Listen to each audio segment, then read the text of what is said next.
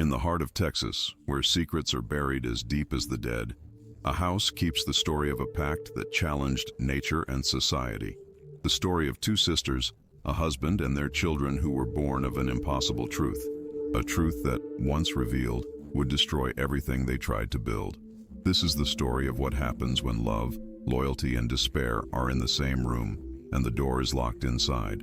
Austin's Dust, Texas, in the late 1980s, seemed to carry with it not only the suffocating heat of summer, but also the weight of an oppressive silence.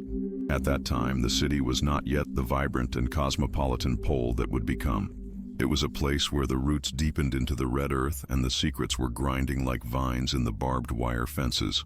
Far from the incipient buzz of the center, on an isolated rural property, an old wooden house, with its ranging porch and dusty windows, witnessed the slow disintegration of a family.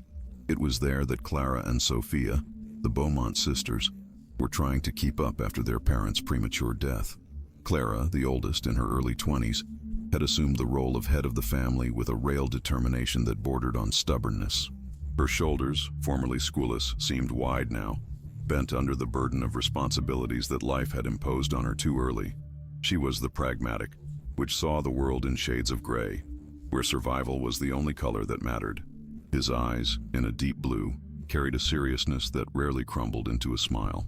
For Clara, life was a constant battle, and its primordial mission was to protect Sophia, her younger sister, from everything and everyone. Sophia, on the other hand, was Clara's antithesis. With her newly common 18, she was a free spirit, a dreamer with her head in the clouds and an open heart to the world. Her blonde hair, almost white through the Texas sun, framed a delicate face, and her eyes, a lighter blue than Clara's, shone with an innocence that her older sister struggled to preserve. Sophia Leah novels hidden under the covers, dreamed of overwhelming love and a life full of adventures, oblivious to the harsh reality that surrounded them. The property was falling apart, the debts accumulated, and the future seemed as arid as the earth under its feet. It was in this scenario of silent despair that Samuel arrived. He was not Austin, not even Texas. Samuel was a wanderer, a man in his early 30s with an easy smile, eyes that promised the world and hands that seemed to have worked in 1,000 different places. He appeared in town like a breath of fresh air, a stranger with a magnetic charm that quickly captured Sophia's attention. For the dreamer, Samuel was the embodiment of the heroes of her books, the overwhelming love she expected so much. He courted her with sweet words and promises whispered under the starry sky of Texas. And Sophia, naive and in love, fell headlong. Clara watched everything with growing distrust. She saw through Samuel's varnish, realizing the superficiality of her promises and the lack of roots in her eyes. He was a man who did not fix himself, a spirit too free for the ties of marriage and responsibility. Clara knew that if Samuel departed, Sophia would be helpless, heartbroken, and possibly with a child to raise alone. The idea of his sister, so fragile and dependent, facing an uncertain future and social shame, was unbearable to Clara. She had promised her parents in her deathbeds that she would take care of Sophia, and that promise was her guide, her curse. The nights on the porch of the house became a stage for Clara's turbulent thoughts. The cricket sang a monotonous melody, and the wind whispered secrets through the oaks. She tried to talk to Sophia, warn her about Samuel's volatile nature, but her sister's blind passion prevented her from listening. Sophia saw only love, the promise of a different life, and the possibility of escaping from that dusty farm. Clara felt the despair tighten her chest. It had to do something drastic, to ensure Sophia's future. The solution, when finally graduated in his mind, was as bold as shocking, a plan that would distort conventions and tie 3 lives in a web of secrets and sacrifices. On a stuffy afternoon, with the heavy air of an imminent storm, Clara called Samuel for a conversation in the living room. Sophia was out, visiting a friend in the city. The room, with its old and dusty furniture, seemed to stifle the conversation. Clara was straightforward, bluntly, her low and firm voice, like the murmur of an underground river. She exposed the family's financial situation, Sophia's fragility, and the need for stability. Samuel listened, his easy smile disappearing, replaced by an expression of caution. He tried to dodge, talk about his love for Sophia, but Clara interrupted him with a cold look. "Do you love Sophia, Samuel?" Clara asked, her voice almost a whisper. Enough to give her the safety she needs? Enough not to leave when things are difficult? Samuel hesitated, his eyes diverting. Clara saw the truth in her hesitation. It was then that she presented her proposal, a carefully woven spider web to arrest the man who threatened her sister's happiness. "Marry with Sophia," Clara began, and Samuel relaxed visibly. "But you will not just be her husband. You will be part of this family, and that means you will also have obligations to me. You will be my husband too, Samuel.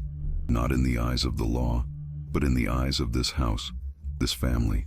You will give us children, me and her. You will give us security, and in return, you will have a home, a family, and 2 women who will love you and take care of you." The proposal stopped in the air, heavy and unreal. Samuel looked at her shocked, then with a growing curiosity. The idea of having 2 women, being the center of such a particular universe, began to seduce it. He saw the opportunity for an easy life, without the responsibilities it avoided so much, but with all the benefits. He was a man of few scruples, and the morality of Clara, distorted by despair, found echo in his own convenience. When Sophia returned, the house was impregnated with a strange tension. Clara and Samuel were waiting for her in the room. The following conversation was a whirlwind of tears, supplications, and manipulation. Clara presented the pact as the only solution, the guarantee that Sophia would not be abandoned, how to keep the family together. She appealed to Sophia's loyalty, to the love her sister felt for her. Samuel, in turn, used his charm, promising eternal love to Sophia, but on the condition that Clara was part of her lives. Sophia, torn between the love of Samuel, the loyalty to the sister, and the shock of the proposal, eventually gave in. His heart, so full of dreams, was crushed by the distorted reality presented to him. She didn't want that, but the fear of losing Samuel and the desire to please Clara paralyzed her. The pact was sealed, not with a handshake, but with a heavy silence and the tacit promise of a life of secrets. Sophia and Samuel's marriage happened a few weeks later, a simple ceremony in the city's small church, with Clara watching from the front row, her face an impenetrable mask. From that day, the rural house in Austin became the stage of a double life, where normality was a carefully built facade over an abyss of secrets and sacrifices. The seed of tragedy had been planted. The years extended like the long shadows of Texan dusk, covering the Beaumont house with a patina of apparent normality. For the curious eyes of the small rural community, the family was a portrait of dedication and unity. Clara, the single sister, lived with the couple Sophia and Samuel, helping to take care of the house and the children who began to arrive. No one questioned the storage. It was common in rural areas that relatives lived together, especially in difficulty times. The facade was impeccable, woven with forced smiles at church events and cordial nods in the local grocery store. But behind the closed curtains of that isolated house, reality was a complex tapestry of secrets, sacrifices, and an underground tension that threatened to break at any moment. The routine was a meticulous ballet of omissions and concealment. Clara, the matriarch, actually orchestrated each movement.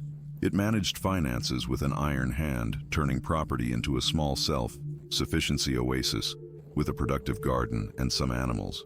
She was the one who dictated the rules, who made the decisions, who kept the order. Sophia, in turn, was dedicated to children and to maintain the illusion of a happy marriage. She prepared the meals, sewing the clothes, and tried, with silent despair, to find moments of intimacy and affection with Samuel. Moments that were always stolen, hasty, and often interrupted by Clara's ubiquitous presence. Samuel, the pivot of this bizarre arrangement, divided his time and affection with calculated accuracy.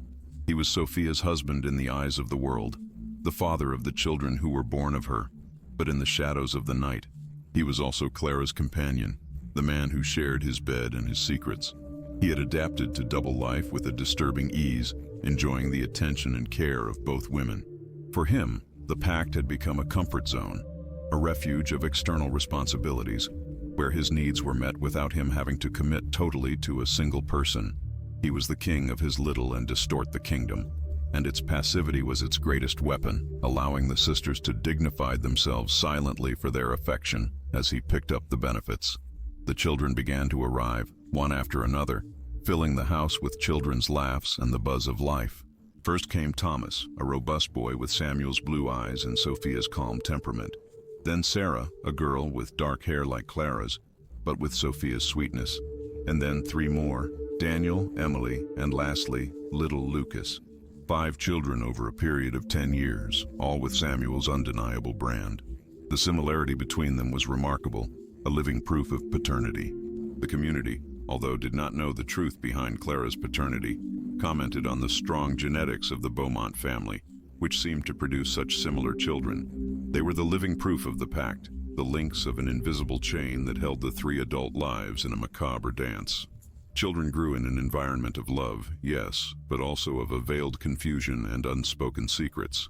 They had a mother, Sophia, and an aunt, Clear, who acted as mothers, and a father, Samuel, who seemed to divide his time and affection equitably between the 2 women. For the younger ones, this was normality. But for Thomas, the firstborn, who was more observant and insightful, family dynamics was an unresolved puzzle. He noticed his eyes exchanged between Clara and Samuel, the way the aunt moved around the house with the authority of a wife, and the melancholy that sometimes haunted his mother's eyes. He heard night whispers, felt tension in the air during meals, and saw the small veiled hostilities between Clara and Sophia. A broken dish more strong than necessary, a sarcastic advice from advice, a hug from Samuel that lasted 1 second, with the other. Jealousy, though repressed and never openly verbalized, was a corrosive force inside the house. Sophia, the dreamer, saw her idealized romance fade into a sharing and resignation routine. She loved Samuel, but Clara's constant presence, the shadow of her pact, stole the joy of her moments. She felt a wife in half, a mother who did not have the exclusivity of her husband's love. The guilt is eroded inside, the fault of having accepted, of allowing your life to become this scam. She took refuge in the creation of her children, seeking in them the fullness that her marriage did not give her. But even there, the resemblance of her children with Clara, in small gestures or features, was a constant reminder of the truth she tried to bury. Clara, in turn, felt the weight of her own creation. She had devised the pact to protect Sophia, but with each passing year, bitterness deepened. She saw Samuel, the man she had bought for her sister, enjoying a comfortable life with 2 women at her disposal, while she, Clara, carried the burden of all decisions and all secrets. The love she felt for Samuel, a love she would never openly admit, was a slow poison, mixed with resentment and a sense of injustice. She was the driving force of the family, which she kept everything standing, but her soul was becoming a desert. His appearance, once austere, was now marked by lines of concern and a hardness that drifted anyone who tried to approach. Samuel, the beneficiary of the situation, became increasingly emotionally distant. He had found his niche of comfort, where he did not need to make difficult decisions or face the consequences of his actions. He spent more time out, working on the farm or temporary jobs in the city, seeking refuge in the solitude of the countryside or the anonymity of the city. He avoided confrontation, diverted from accusing glances, and became a master in the art of omission. Its passivity, which once seemed a harmless trait, was now a form of cruelty, leaving the sisters to deal with the weight of the covenant and the tensions it generated. He was the sun around which the 2 moons spun, but a slowly sunny sun, leaving them in the darkness. The normality facade, although still intact to the outside world, was beginning to wear out inside. Small cracks appeared in the structure of the house, mirroring the cracks in the family structure. Thomas, the eldest son, aged 10, began asking uncomfortable questions. "Why does Aunt Clara sleep in Dad's room sometimes, Mom?" he asked one day, with the brutal innocence of a child. Sophia froze, the blood flowing from her face. "Aunt Clara, she's sick sometimes, dear, and Dad helps her." The answer was weak, and Thomas, although accepted, felt that something was wrong. He watched, absorbed, and the pieces of the puzzle began to fit into his childish mind, forming a distorted image and confused of your own family. The city visits have become less frequent for the sisters. Clara feared the curious eyes, the whispers that seemed to follow them. Sophia, in turn, was embarrassed, an imposter. The social life of the Beaumont family shrunk to the limits of property, an isolated microcosm where the rules of the outside world did not apply, or so they expected. But isolation, instead of protecting the secret, only fermented it, making it more powerful, more dangerous. With each passing year, the web of lies and omissions became denser, and the possibility of unraveling it more inevitable. The family was on the verge of a cliff, and the slightest push could make them fall into the abyss of truth.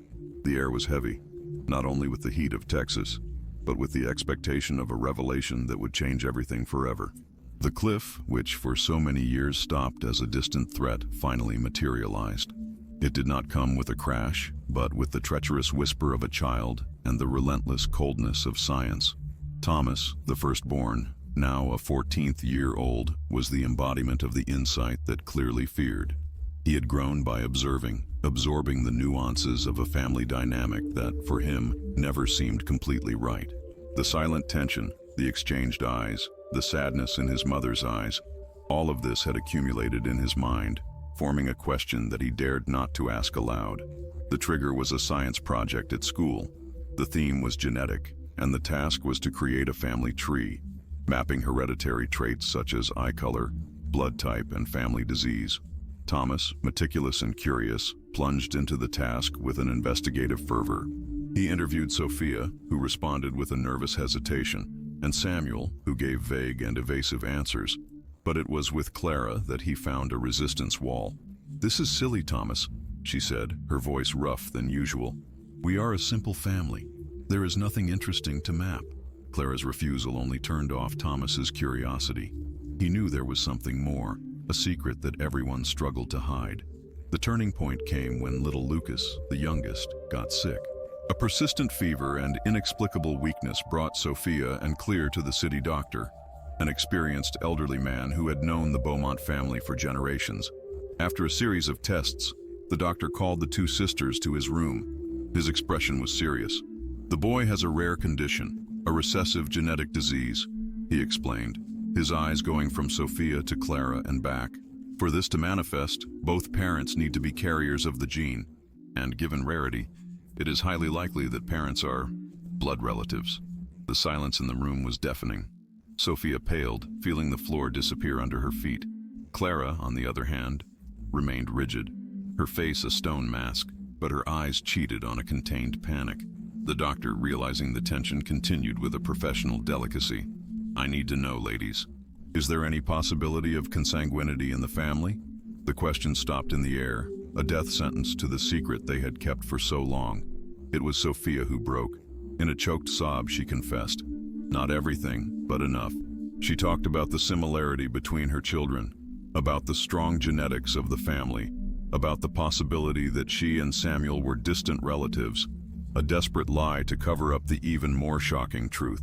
But the doctor, a man who knew the secrets of that small community, saw through lies. He looked at Clara, the way she carried, to the authority emanating from her, and the puzzle pieces fitted. He said nothing more, but his gaze was a terrible understanding and deep sadness. The news spread like fire in dry straw. It was not the doctor who spoke, but the nurse who heard the conversation, the receptionist who saw the despair on Sophia's face, the neighbor who found Sophia crying in the grocery store. In a small town, secrets have a short life. The history, distorted and amplified by the gossip, has become a monster. It was no longer about a genetic disease. It was about incest, about perversion, about the Beaumont sisters and their unholy arrangement. The community, which once saw them with benign curiosity, now looked at them with contempt and hostility. Ostracism was immediate and brutal. The children were avoided at school, the adults turned their backs on the street, and the Beaumont house became an island of shame in a sea of condemnation. The revelation, which came from outside, was the spark that burned the house inside. The normal facade was disintegrated, and what was left was a hell of accusations and resentment. Sophia, released from the weight of secret, but crushed by shame, finally confronted Clara. The discussion, which began with accusing whispers, quickly turned into a storm of shouts and tears. "You stole my life," Sophia shouted, her voice hoarse with pain. "You turned me into a freak, a lie. I never wanted it, Clara. I just wanted to be loved." Clara, for the first time in years, lost control. His anger, repressed for so long, exploded with the strength of a volcano. "I did it for you," she replied, her face, contoured face. "I gave you a family, a house, a husband. You were weak, Sophia. You would have been destroyed. I saved you. And that's how you thank me? With ingratitude and accusations? Samuel, the man in the center of the storm, was unable to deal with the crisis. He was not a man of clashes, responsibilities, of consequences. He was a coward. Faced with the fury of the sisters and the hostility of the community, he did what he always did. He fled.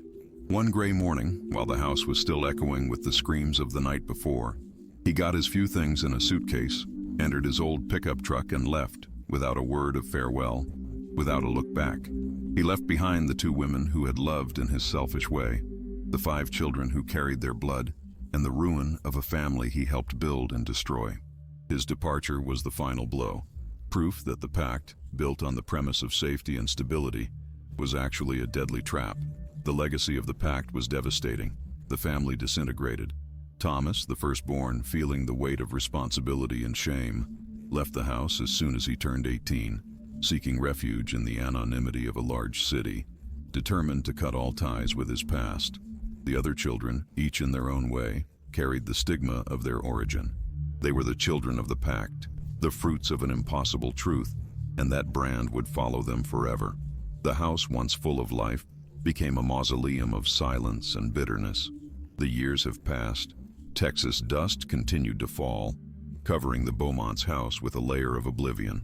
Clara and Sophia, now 2 aged and lonely women, continued to live under the same ceiling, but separated by an abyss of unknown words and forgiveness not granted. They were prisoners of their own pact, 2 souls trapped in a web of love, loyalty, and despair. The house, with its dusty windows and its ranging porch, remained a silent monument to its tragedy, a constant reminder of how a desperate decision, made in the name of protection, can lead to the deepest and more irremediable destruction. Love, which should be the force that united them, became the weapon that destroyed them, leaving behind only the echo of a family that should never have existed.